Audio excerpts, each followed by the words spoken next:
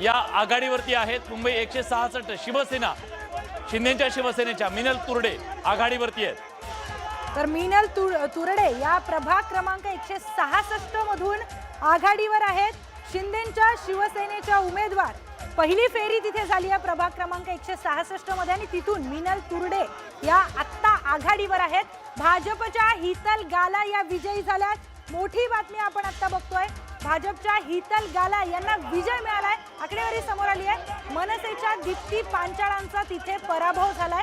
दीप्ती पांचाळ या tough competition देत होत्या पण त्यांचा तिथे पराभव झालाय आणि हितल गाला या तिथून विजयी झालेल्या आहेत। ही बातमी आपण आता मोठी बातमी बघतोय। एक एक निकाल समोर येतात, विलास एक एक आकडेवारी समोर येते। अनेक ठिकाणी असं झालंय की मराठी अस्मितेचा जो काही मुद्दा आहे तो चांगलाच गाजला आणि त्याचे जे परिणाम आहेत ते आपल्याला मतांमध्ये दिसून देखील आलेले आहेत। मतांमध्ये ते परावर्तित झालेले आहेत। आता शतक पार केलंय भाजप शिवसेना युतीनं शतक पार केले। मुंबईमध्ये 102 जागांवरती आघाडीवर ठाकरेंची शिवसेना 58, ठाकरेंची शिवसेना आणि मनसे 58 जागांवरती आघाडीवरती आहे। तर आता आपण ही महत्त्वाची आकडेवारी बघतोय। मुंबई महानगरपालिकेमध्ये 102 जागांवर महायुती आघाडीवर आहे। पुन्हा एकदा 100चा आकडा पार झालेला आहे। आपण पाहतोय ग्राफिक्सच्या माध्यमातून मुंबई महानगरपालिकेची इमारतीवर मी आणि विलास सर आहोत आणि तिथून आम्ही तुम्हाला सांगतोय नेमकी काय आकडेवारी समोर येते। खरं तर आपण आभासी गॅलरीमध्ये आहोत पण या सगळ्या विजयी लोकांना कधी एकदा या गॅलरीमध्ये येतोय आणि विजयी जल्लोष करतोय झालेला असणार। बरोबर, वरळी सी लिंक वरून बघा हे आकडे कसे वेगाने जशा गाड्या येतात तसे येत आहेत आणि हे वेगाने जाणारे आकडे कुणाच्या त्या महानगरपालिका इमारतीच्या दिशेने कुणाला घेऊन जातात हे पाहणं महत्त्वाचं आहे।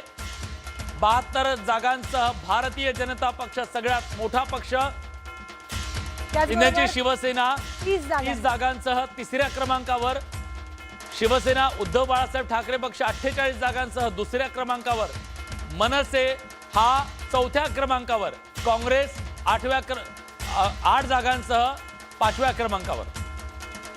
आणि त्यानंतर मोठी बातमी आपण आता बघतोय, एक ब्रेकिंग न्यूज समोर येते। मुंबईमध्ये महायुती 100 जागांवर आघाडीवर आहे अशी मोठी बातमी समोर येते। आता फक्त 14 जागा त्यांना हव्या आहेत।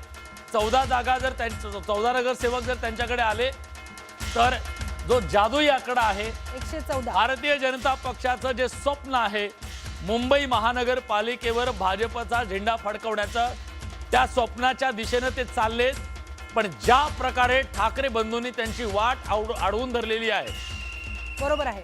खरं तर एक्झिट पोल्स आले काल तेव्हा असं वाटलं होतं की पहिल्या 2 तासातच हे चित्र स्पष्ट होईल की महायुती 150 पर्यंत जाईल, पण 100 गाठता गाठता ठाकरेंनी त्यांना गायकुतीला आणलेलं दिसतंय आतापर्यंत।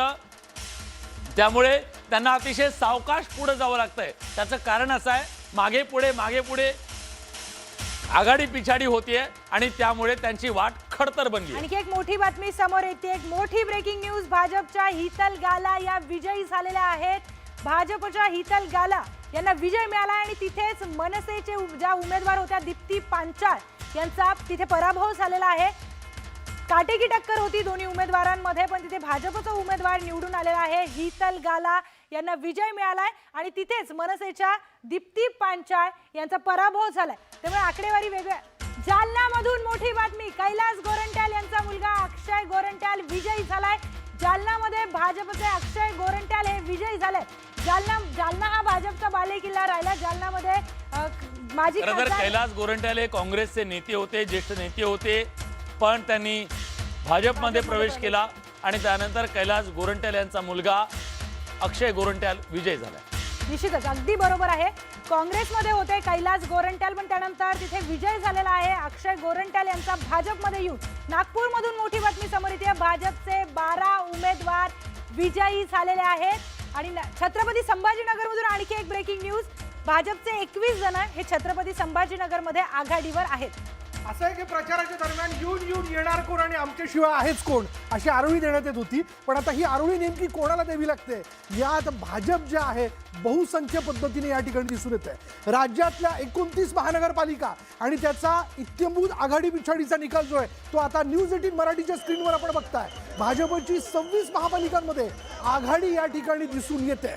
त्याच्यामुळे ही आघाडी आता तुटेल असं वाटत नाहीये. पण तरीही प्रियंका आपल्याला 4:30 वाजेपर्यंत एकूणच महापालिकांचे निकाल येण्याकरता वाट पाहावी लागणार आहे. पण खास करून लक्ष आहे 227 जागा मुंबई महापालिकेकडे. मुंबई महानगरपालिका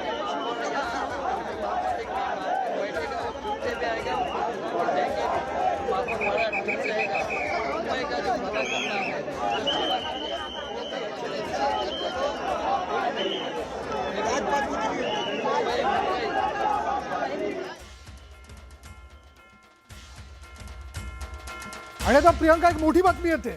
पनवेलमध्ये भाजपचा 22 जागांवर विजय झालाय. 22 जागांवर भाजपने आपला शिक्कामोर्तब केलेला आहे. शिवसेना उबाठाचा 2 जागांवर पनवेलमध्ये विजय झालाय.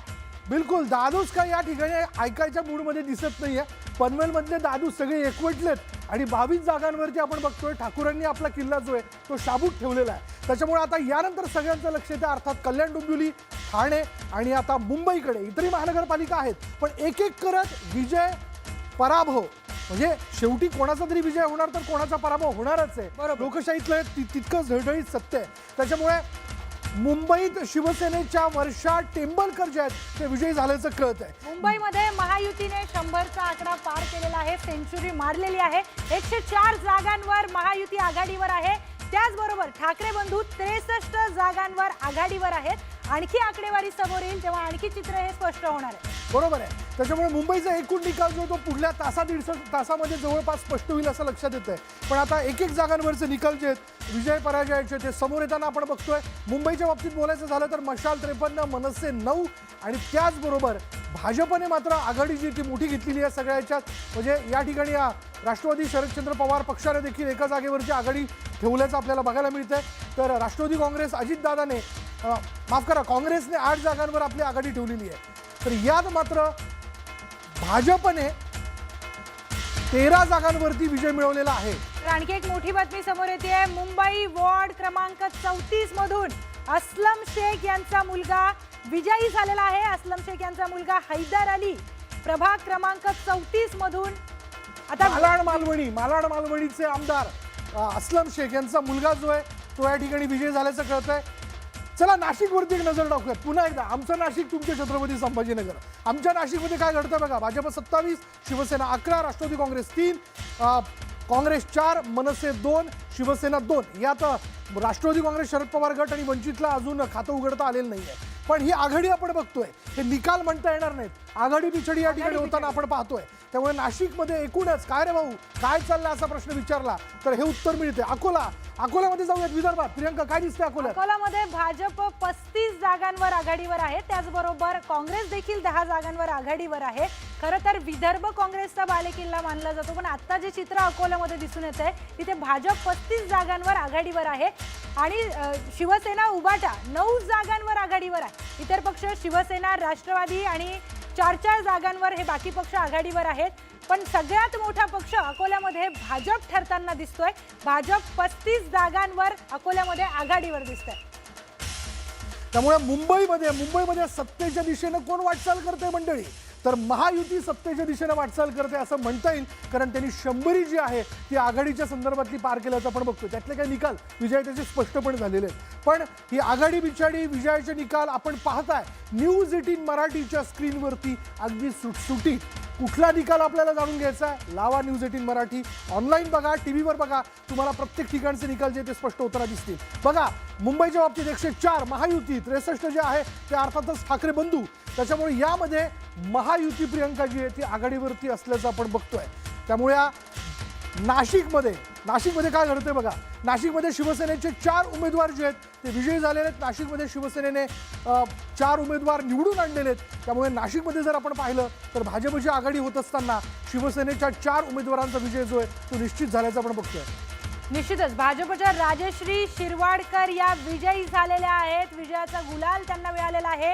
ठाकरेंच्या माधुरी भिसेंचा तिथे पराभव झालाय, त्यामुळे तिथे भाजपची जागा ही निवडून आलेली आहे. भाजपचे उमेदवार तिथून निवडून आलेले आहेत. त्याचबरोबर सर तुमचं वसई विरार, हो, आमचं वसई विरार या अर्थाने आम्ही तिथं मूळ महापालिकांचा शो केला होता. एकूणच मूळ जाणून घेण्याचा प्रयत्न केला, पण वंचित या ठिकाणी आपण पाहिलं तर बहुजन विकास आघाडीने आपली आघाडी जी आहे ती कायम ठेवलेली. वसई विरारमध्ये भाजप 48 जागांवरची आघाडी, म्हणजे तसं बघायला गेलं तर हितेंद्र ठाकूरांच्या पक्षाला ते टफ देताना दिसतात. पण बहुजन विकास आघाडीने देखील 63 जागांवरती आपली आघाडी कायम ठेवली आहे. भाजप पिछाडीवरती आहे. यंदा हितेंद्र ठाकूरांनी ठामपणे सांगितलं होतं न्यूज 18 मराठीला मुलाखत देत असताना की 111 जागा, 111च्या 11 जागा आम्ही निवडून आणून विरोधी पक्ष ठेवणार नाही. पण तसं काहीच होताना दिसत नाही केलाय. पण तरी 65 जागांवर ते आघाडीवर आहेत. तेवढा कॉन्फिडन्स जेव्हा त्यांनी न्यूज 18 मराठीशी बोलताना दाखवला ते परावर्तित होताना दिसतंय. मुंबईमध्ये यामिनी जाधव पिछाडीवर आहेत. मोठी बातमी आपण बघतोय. मुंबईमध्ये यामिनी जाधव पिछाडीवर, मनसेच्या हसीना माहीमकर आघाडीवर आहेत. तर मनसेचा सिक्का अजूनही खणखडीत वाजतोय बऱ्याच ठिकाणी. मी म्हणलं ना की मनसेच्या इंजिनचा कोळसा हा निश्चितपणे मशालला किती धग देणारा ठरतोय हे खरं तर या निकालातनं स्पष्ट होईल. म्हणजे भलेही आपण जर पाहिलं तर 100चा आकडा महायुतीनं सत्तेच्या दिशेने वाटचाल करण्याच्या दृष्टीने पार केलेला असला तरी या ठिकाणी टस्सर होताना दिसते. न्यूज 18 मराठीच्या युट्यूबला, म्हणजे युट्यूब जे आहे ते व्ह्यूजच्या बाबतीत नंबर 1 वरती आहे. निकालाची पहिली पसंती फक्त न्यूज 18 मराठीला या ठिकाणी प्रेक्षकांच्या वतीने ती टीव्हीवर असेल किंवा ऑनलाईन असेल ती मिळताना आपण बघतोय.